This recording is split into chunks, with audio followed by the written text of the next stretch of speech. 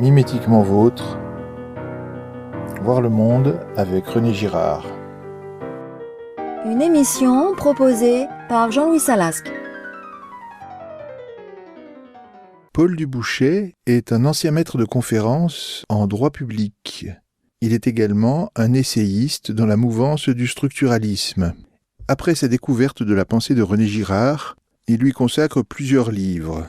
En 2015, il publie aux éditions L'Harmattan « Tout comprendre avec René Girard ». Dans cet essai, Paul Dubouchet résume l'ensemble de la vision girardienne.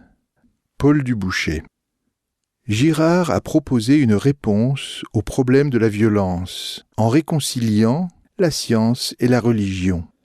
En effet, au moins depuis la Renaissance, l'essor des sciences et des techniques n'avait cessé de creuser un fossé de plus en plus profond entre le savoir et la religion, fossé qui devait devenir un véritable gouffre avec tous les positivistes et autres scientistes du XIXe siècle. Dans la première moitié du XXe siècle, devant la redoutable puissance de la raison technico-scientifique, toute réconciliation de la science et de la religion devenait de plus en plus impensable. Et plus encore aujourd'hui, après la traversée de la seconde moitié du XXe siècle, qui n'a fait que consacrer la victoire sans partage de la science et de la technique, en même temps que le règne de la violence, reléguant la religion dans un isolement exsangue, ou bien pire, dans un fanatisme sanguinaire. C'est alors que René Girard vint jeter un pavé dans la mare, en réconciliant les valeurs d'explication scientifique et les valeurs de révélation religieuse. Pavé d'autant plus formidable que cette réconciliation, il devait la demander au christianisme, à la Bible et aux évangiles, qui, seuls correctement lus, pouvaient la porter. Et par là, René Girard a vaincu l'incroyance et l'athéisme occidental, qui bien avant la Renaissance, mais surtout après, fut toujours dirigé contre le christianisme, que ce soit avec les Lumières ou avec leurs rejetons athées du XIXe siècle, mais aussi plus grave, au XXe siècle, avec les totalitarismes nazis et communistes, puis avec les démocraties capitalistes et le terrorisme. Dans le domaine religieux comme dans les autres, Girard développe une argumentation logique, sans jamais avoir recours au surnaturel, à la transcendance, ne faisant qu'invoquer des raisons ethnologiques, sociologiques, psychologiques, en un mot anthropologiques, ayant directement prise sur le réel. C'est ainsi qu'il conduit sa lecture de l'Ancien et du Nouveau Testament. Voilà ce que René Girard écrit dans Les origines de la culture, page 270. L'interprétation du mythique suggérée par le biblique et l'évangélique est une hypothèse scientifique à l'évidence, car elle est obtenue par des recoupements qui n'ont rien de religieux entre les textes et les institutions. Fin de citation. D'ailleurs, après s'être demandé si les évangiles n'en savent pas beaucoup plus sur la culture humaine que tout ce que l'anthropologie et la sociologie contemporaine prétendent nous enseigner, Girard répond que les évangiles nous fournissent une clé qui ouvre d'innombrables serrures et transforme radicalement la culture. Ce que recherche Girard dans les Écritures, ce n'est pas la théologie mais l'anthropologie. Ou plutôt, Girard redécouvre, à partir de l'anthropologie, une vraie théologie, alors qu'avant lui, à partir de la théologie, on n'avait fait bien souvent que découvrir une fausse anthropologie. C'est pourquoi on a pu voir dans la conception de Girard la première théorie réellement athée du religieux et du sacré. Cette affirmation n'est pas fausse, à condition d'ajouter que la conception de Girard est également la première théorie réellement religieuse de l'athéisme et de l'agnosticisme. En effet, lorsque Girard lui-même dit « Il n'y a rien de proprement religieux dans mes travaux », il devrait préciser « dans mes travaux religieux » et il devrait ajouter « On ne trouve rien de proprement profane dans mes travaux profanes ». Ne pourrait-on dire que Girard fait une lecture profane des textes religieux et une lecture religieuse des textes profanes, ce qui d'ailleurs éclaire admirablement les uns et les autres, peut-être parce qu'il bénéficie alors d'une lumière inhabituelle. Car pour Girard, la philosophie éternelle, qui se confond avec la religion chrétienne, reste bien l'amour de la sagesse et la recherche de la vérité, l'amour de la raison et de la liberté. À cet égard, nous devons rappeler une petite anecdote. Comme on nous avait demandé un jour ce qu'était pour nous la philosophie du droit, nous avions répondu un peu rapidement par une boutade. La philosophie, c'est la haine de la raison, et le droit, c'est la raison de la haine.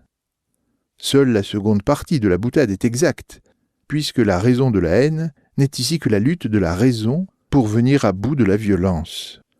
La première partie de la boutade, nous l'avions empruntée à Nietzsche, mais surtout à Heidegger, qui à la fin de sa vie continuait à définir la philosophie comme l'amour de la folie, c'est-à-dire, selon Girard, comme l'amour du sacrificiel.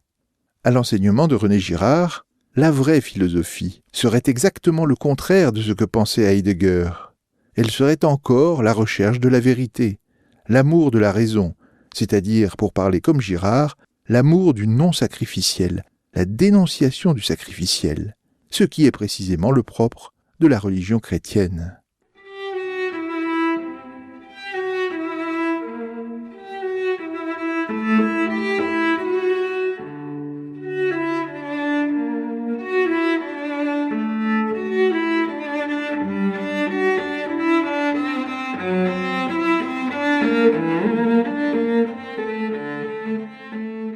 Cependant, il faut ajouter que cette dénonciation du sacrificiel ne peut être opérée que par une nouvelle rationalité, instruite non plus par la raison technico-scientifique de Descartes et de ses émules, pas davantage par les théologiens, mais par un Clausewitz, théoricien de la guerre. Voici ce qu'écrit Girard dans son dernier livre achevé Clausewitz. Ce ne sont pas les théologiens qui nous ont mis sur la voie de cette rationalité, mais un stratège en chambre, un théoricien militaire, un écrivain sulfureux. Mais pour Girard, le modèle irremplaçable de cette nouvelle rationalité reste l'ordre du cœur, que Pascal a opposé à l'ordre des raisons pour promouvoir une nouvelle conception de la raison, une raison religieuse, expression qui pourrait faire frémir tous les rationalistes, aussi bien d'ailleurs que les irrationalistes, mais pour des raisons opposées, si Girard, par ses travaux interdisciplinaires, n'en avait pas montré le bien fondé. Aussi n'est-il pas étonnant qu'à la fin de son introduction à Achevé Clausewitz, livre qu'il qualifie d'apocalyptique, Girard réaffirme, je cite, « Plus que jamais, j'ai la conviction que l'histoire a un sens, que ce sens est redoutable, mais qu'au lieu du péril croît aussi ce qui sauve. » Dans le même ouvrage, en effet, Girard ajoute « Plus croît le silence de Dieu, et avec lui le danger d'un accroissement de la violence, plus la sainteté s'impose comme une distance retrouvée avec le divin.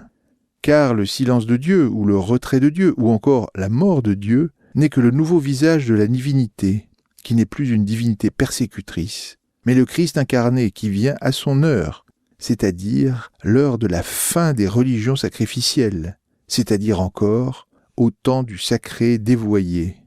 Le Christ qui vient nous apporter le salut qui consiste à l'imiter, c'est-à-dire à imiter la relation de retrait qui le lie à son Père. Autrement dit, trouver la bonne distance à Dieu qui sanctifie en rejetant la mauvaise distance de la réciprocité mimétique qui ne fait que sacraliser. Telle est l'explication que Girard donne des deux vers d'Hölderlin, mais au lieu du péril, croît aussi ce qui sauve.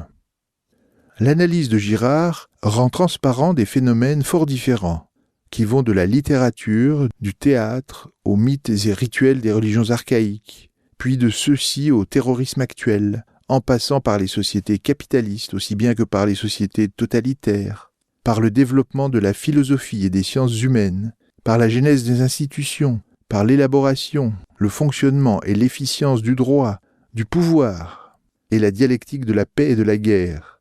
Si l'on a parfois pu comparer la conception de Girard à un puzzle dont les éléments s'imbriquent parfaitement les uns dans les autres, ne pourrait-on pas la comparer aussi justement au tableau périodique des éléments de Mendeleïev? En effet, Girard a dressé le tableau périodique de la connaissance de Dieu et de l'homme, dans lequel les éléments chimiques seraient remplacés par ces éléments théologico-anthropologiques. Imitation, désir mimétique, violence, bouc émissaire, persécution, victime, sacrifice, sacré, mythe, rite, institution, droit, politique, guerre. Ainsi, avec Girard, tout est rendu lumineux par une approche objective de la révélation judéo-chrétienne, nous donne un regard lucide sur les sociétés, tant archaïques que modernes, tant sous-développée que surdéveloppée, également sur la situation de l'homme dans le monde et sur son devenir qu'il lui appartient encore, en grande partie, de décider et de choisir. En maîtrisant mieux le rôle des institutions dans le fonctionnement du droit et du pouvoir, notamment dans les rapports internationaux, dans ce domaine du droit, Girard simplifie tout. Ainsi, sur le problème du droit naturel et de ses rapports avec le droit positif, qui a fait couler beaucoup d'encre, Girard apporte une réponse des plus simples.